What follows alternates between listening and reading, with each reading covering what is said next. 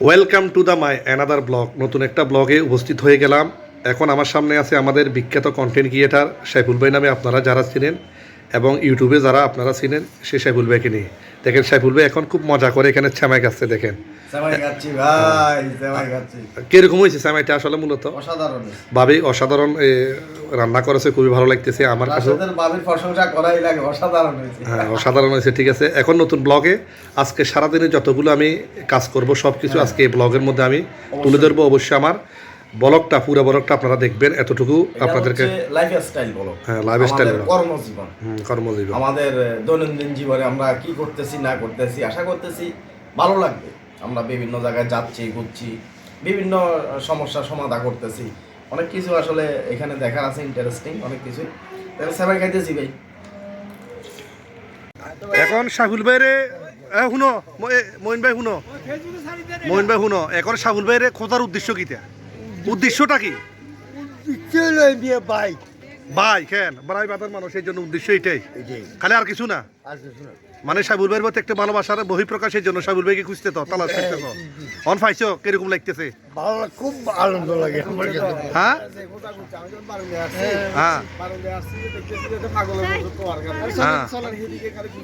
খালি খুঁজতেছে, নিশ্চয়ই কোনো উদ্দেশ্য আছে, উদ্দেশ্য ছাড়া তো খোঁজেন না। আচ্ছা আচ্ছা,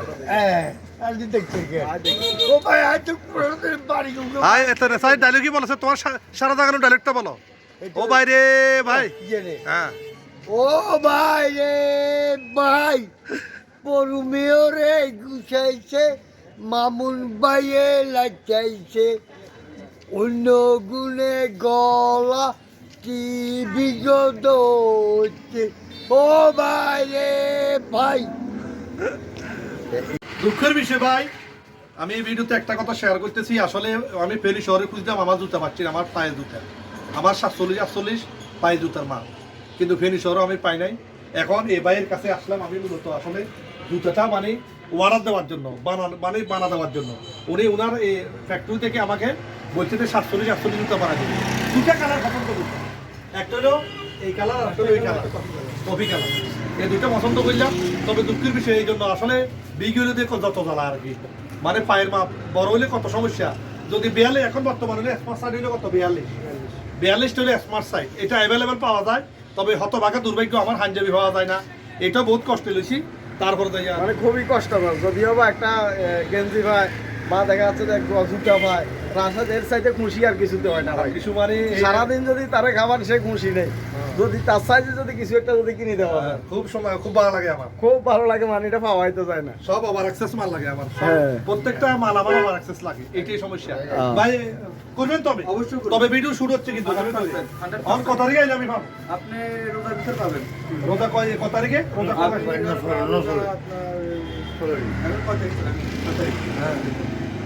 রোজা কবে করছে? রোজা ধরেন আপনার 17-18 তারিখে শুরু, তাইলে আপনার 20 তারিখ 25 তারিখ। আচ্ছা ঠিক আছে, 20 তারিখ 25 তারিখ আমি বলে দিই। ভিডিও শুট আছে কিন্তু কইরা দিই, অবশ্যই করে দিবা। ভালো আমরা দেখি সুন্দর করে তুমি জোড়া বানা দিবা, ঠিক আছে? এখন চলে আসলাম তেফান্তর হাউসে। দেখেন এখানে বিভিন্ন পাঞ্জাবি, তারপরে যাইয়া ফ্যান শার্ট, এগুলো এখানে কালেকশন আছে ঈদের বাজারে মানে জমজমাট রাখার জন্য, গরম রাখার জন্য। এখন তেফান্তরে ওনার সাথে এখন কিছু কথা শেয়ার করবো। দেখেন ভাই, খুব কষ্ট করে দোকানটা দিলেন, কিন্তু এখন দোকানটা খুবই আমার কাছে মনে হচ্ছে ছোট হয়ে গেছে। এবং আপনি কি বলেন? আমরা এটা আসলে প্রথমত এই দোকানটা নিছিলাম, তো আমিও চিন্তা করছি যে যেহেতু কিন্তু আসলে আমি তো নতুন ব্যবসা সম্পর্কে আমার একটু আইডিয়া কম, কাপড়ের ব্যবসা সম্পর্কে। দেওয়ার পরে যে আইডিয়াটা বা ধারণাটা আসছে সেটার প্রেক্ষিতে বুঝলাম যে আসলে জেন্টস আইটেম তো অনেক, একটা পুরুষ মানুষের আমাদেরও তো অনেকগুলো আইটেম লাগে না? অবশ্যই। তো সবগুলো আইটেম যদি আমি সাজাতে যাই এখানে জায়গা হবে না, এই জন্য সামনের যে দোকানটা আছে এটাতে আমরা তেফান্তর ফ্যাশনের কালকে থেকে ডেকোরেশন চলবে, ঠিক আছে? মানে ওটাতেও চলবে, ওইটাতে দুটোই একসাথে চলবে। আর অবশ্যই সাইফুল এই তেফান্তরে ফ্যাশন সম্পর্কে কিছু কথা শেয়ার করো।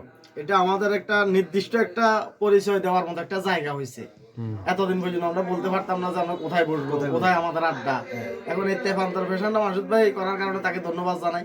আমাদের নির্দিষ্ট একটা জায়গা হয়েছে পরশুরাম হাসপাতাল মোড়ে, পরশুরাম একদম হাসপাতাল মোড়ে। এখানে মার্কেটের কি নাম? ডাচ বাংলা ব্যাংকের নিচে রহমান মার্কেট, ডাচ বাংলা ব্যাংকের নিচে। এখানে দুইটা দোকান একসাথে তেফান্তর ফ্যাশনের।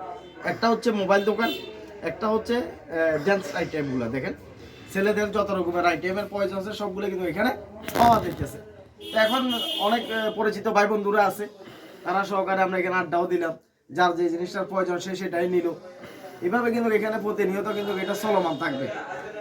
দেখা যাচ্ছে দোনোটা মোবাইলে একটা ছেলে রাখা লাগবে, একজন তো আর ফাইতেন না, একজনে ফাইতেন না, তবে দোনোটা দোকানের নামে থাকবে তেফান্ত। যারা আসবেন তারা মনে করবেন যে দোনোটা দোকানই হচ্ছে মাসুদ ভাইয়ের দোকান। এখন চলে আসলাম নোয়াবাজার সরকারি প্রাথমিক বিদ্যালয়ে। এখানে আসলে মূলত বেড়াবাড়িয়া এবং কনগুতুমা দোস্তর বেড়াবাড়িয়া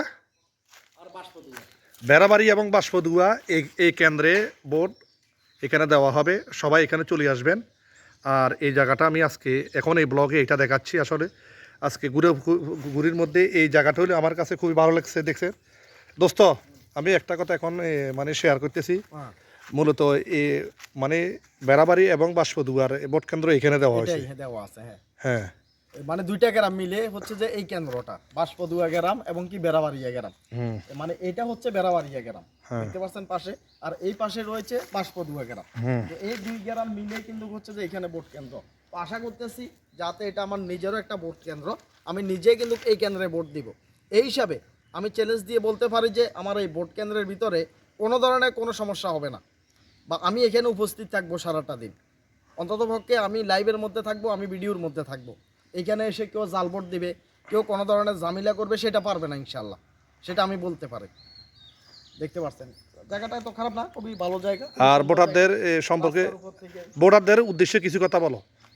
আমি বলবো যে ভোটারদের উদ্দেশ্যে আসলে দীর্ঘ 17 বছর পর্যন্ত কেউ ভোট দিতে পারে না, ভোটের যে অধিকার সেটা কেউ প্রয়োগ করতে পারে না। তো প্রত্যেকটা মানুষ আসবেন, প্রত্যেকটা মানুষ ভোট কেন্দ্রে যাবেন, এটা হচ্ছে নাগরিক অধিকার। প্রত্যেকটা মানুষ ওই দিন একটু আলসি না দেখাই, কাজকর্মের ব্যস্ততা না দেখাই, প্রত্যেকে নিজের অধিকারটা প্রয়োগ করবেন, নিজের পছন্দের প্রার্থীকে ভোট দিবেন। এখন ত্রয়োদশ জাতীয় সংসদ নির্বাচনে সাইফুল তুমি কাকে ভোট দিবে? আমি ভোট দেবো, আমার একটা পছন্দের প্রার্থী রয়েছে অবশ্যই। আমি বিরোধী দলের দীর্ঘ 10 বছর পর্যন্ত রাজনীতি করে আসছি, রাশাদ জানো। এই মুহূর্তে আমি হয়তো বা অনলাইনে আসছি, অনলাইনে থাকার কারণে সুবাদে অনেক ভালোবাসার ভাই বন্ধু রয়েছে। কেউ জামাত করে, কেউ হাত ফাঁকা করে, কেউ বিএমপি করে। তো আমি পার্সোনালি যাতে দীর্ঘ 10 বছর পর্যন্ত আমি একটা রাজনৈতিক দলের সাথে জড়িত, এখন হয়তো আমি কিছুটা নিষ্ক্রিয় হয়ে গেছি অনলাইনে উঠার কারণে। আমি আমার পছন্দের দল হচ্ছে বিএনপি, তাহলে আমার পছন্দের দল হচ্ছে বিএনপি, আর সেই হিসাবে আমি অবশ্যই দানে ভোট দেব। উনি দানের শীষে ভোট দিবে। আর ভাই আপনি কোথায় ভোট দিবেন সেই সম্পর্কে কিছু কথা শেয়ার করেন। আমার যেটা আমি এই বিএনপি ক্ষমতা আসার কারণে মনে করে আমি ফ্যাসিস্টের সময় আমরা ভোট দিতে পারিনি, আমাদের স্মার্ট কার্ড হয়েছে, আমাদের ভোট হয় না, ঠিক আছে। মানে আমরা যেমন প্রথম ভোট আমাদের এটা, প্রথম ভোট আমাদের দানের শীষে দিব। উনিও দানের শীষে ভোট দিবে। এখন মমিন ভাই আপনি কোথায় ভোট দিবেন? আপনি তার লাগাই রাখছি, দাঁড়িয়ে শীতে পার্টি লাগাই রাখছি, মানে দানের শীষে ভোট দিবেন। আচ্ছা আচ্ছা মমিন ভাই আপনি ভোট দিবেন দে, আপনি মার্কা দানের শীষে আপনি ব্লাড পেপারটা কি ভোটতে পারবেন? হ্যাঁ পারবো। তো এটা যদি আর সিলি চলে যায় তাহলে তো সমস্যা, অসম্ভব ফসি যাবে বুড়িয়া ফসি। আর ছিল দেবো কেন, আমি ছিল মারার পর হুঁয়াই দেবো, হুঁয়াই দিব হুঁয়াই হুঁয়াই দিব। অবশ্যই আমার ব্লগটা আপনারা কন্টিনিউ করবেন। সুন্দর সুন্দর আরও কিছু আমার এই দৈনন্দিন জীবনের আজকে পুরো দিনের ব্লগটা আমি সবার সাথে শেয়ার করব। এখন চলে আসলাম গুতুমা কেবি আজিজ আদর্শ উচ্চ বিদ্যালয়। এখানে চলে আসলাম। আসলে আজকের ত্রয়োদশ জাতীয় সংসদ নির্বাচনের ভোট কেন্দ্র হবে এখানে গুতুমা। এখানে পুরুষ সেকশনে ভোট এখানে গণনা করা হবে। দেখেন এই ওয়েদারটা দেখেন, খুবই চমৎকার। এখানে আমার দোস্ত সাইফুল আসছে দেখেন এখানে রিভিউ করার জন্য। দেখেন আসলে দোস্ত একটা কথা ক্লিয়ার বলি, এখানে আমরা যে গুতুমা কেবিএ আব্দুল আজিজ আদর্শ উচ্চ বিদ্যালয় আমরা কেন আসলাম? এখানে আসছি যে এটা হচ্ছে একটা ভোট কেন্দ্র, এখানে এসে আমরা এটা রিভিউ করব যে আসলে 12 তারিখে আমরা সবাইকে আহ্বান জানাবো যে অবশ্যই আসবেন ভোট কেন্দ্রে ভোট দেওয়ার জন্য। তো এখানে আমরা এই জিনিসগুলো তুলে ধরবো যে জায়গাটা বিশাল একটা জায়গা, হয়তো বা ভোট কেন্দ্রের ভিতরে কাউকে আসতে দিবে না। কারণ বাইক থেকে যদি আমরা সাইড থেকে যদি আমরা যারা ইয়ং বয়সের ছেলেরা মেয়েরা রয়েছি তারা যদি লাইভের মধ্যে ফেসবুক লাইভে বা ভিডিও তৈরি করি, সেক্ষেত্রে যারা জাল ভোট দেওয়ার চিন্তা করে, যারা এখানে একটা ঝামেলা সৃষ্টি করার চিন্তা করে, তারা আসলে আর ওইটা করতে পারবে না, ওই বেজালটা করতে পারবে না। যদি আমরা ইয়ং বয়সের ছেলেরা যদি লাইভ করি, আমার এই ভিডিওর মাধ্যমে আসলে এই মেসেজটাই দিতে চাইতেছি, প্রত্যেকটা ভোট কেন্দ্রে যদি লাইভের মাধ্যমে যদি আমাদের নিয়ন্ত্রণে রাখা যায় তাহলে কেউ আর সাহস করবে না যে জাল ভোট দেওয়ার। আর বাইকে একটা প্রশ্ন আমি ছুড়ে দিলাম, জি ভাইয়া। ত্রয়োদশ জাতীয় সংসদ নির্বাচনে 12 তারিখে জি, আপনি কোন মার্কায় ভোট দিবেন? মার্কাটা তো আসলে এটা প্রকাশ করা যাবে না, হ্যাঁ। এটা মনের ভিতরে রাখতে হবে। তবে আপনি যদি আমার ভোট আমি দিব যাকে খুশি তাকে তবে দিব। আপনি যদি তবে দল- আমার মনের মতো যাকে পাই আমি তাকে ইনশাল্লাহ ভোট দিব। তবে ভোট দিবে যেহেতু আমরা চাই দেশের উন্নতি হোক। ওকে, ঠিক আছে। হ্যাঁ, আমরা চাই আমাদের এলাকার উন্নতি হোক, দেশের অবশ্যই উন্নতি হোক। কুতুবাবাসী যারা আছেন, এটা পুরুষ সেকশন, এই জায়গার মধ্যে এখানে ভোট দেওয়া হবে। সবাই আসবেন এখানে 13 জাতীয় সংসদ নির্বাচনে 12 তারিখে সবাই আসবেন এই ভবনে। সুন্দর করে এখানে ভোট নেওয়া হবে। আর আমার প্রতিদিনের ব্লগটা আজকে আপনারা দেখবেন, আর সবগুলো আমি এক এক করে সবাইকে দেখাবো। এখন চলে আসলাম কোলাপাড়া সরকারি প্রাথমিক বিদ্যালয়ে। আসলে পুরা কোলাপাড়ার ভোট কেন্দ্র হলো এটা।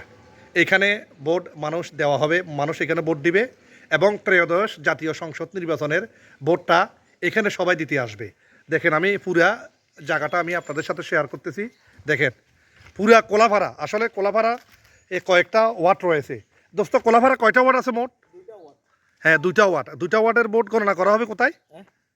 4 নাম্বার 5 নাম্বার ওয়ার্ড। হ্যাঁ, 4 নম্বর 5 নম্বর ওয়ার্ড, মানে এখানে এখানে আর কোলাপাড়া কুল কোলাপাড়া গ্রাম 2টা ওয়ার্ড মিলে।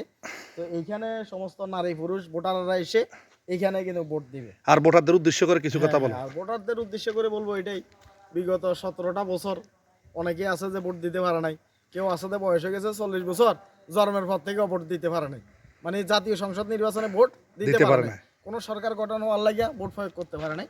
তো প্রত্যেকের প্রতি অনুরোধ থাকবে যে আসবেন ভোট কেন্দ্রে, অবশ্যই নিজের ভোটটা নিজে দিবেন, নিজের পছন্দের প্রার্থীকেই দিবেন। হ্যাঁ, এখানে আচ্ছা আচ্ছা, এটা শুধু দক্ষিণ কোলাপাড়া, শুধু দক্ষিণ কোলাপাড়া। এটা হচ্ছে শুধু দক্ষিণ কোলাপাড়ার ভোট কেন্দ্র। এটা কোলাপাড়া সরকারি প্রাথমিক বিদ্যালয় দেখতে পাচ্ছেন, এখানে শুধু দক্ষিণ কোলাপাড়া। আর উত্তর কোলাপাড়া আরেকটা আছে, এটা primary school, Parshuram primary school. এগুলো প্রথম প্রাইমারি স্কুলের মাঠে। আচ্ছা আচ্ছা, পরশুরাম প্রাইমারি স্কুলের মাঠে হচ্ছে যে উত্তর কোলাপাড়ার ভোট হবে। তো যাই হোক, আমরা জানতে পারলাম যে 2টা কেন্দ্র মিলিয়ে হচ্ছে, যাতে এটা বিশাল 2টা ওয়ার্ড।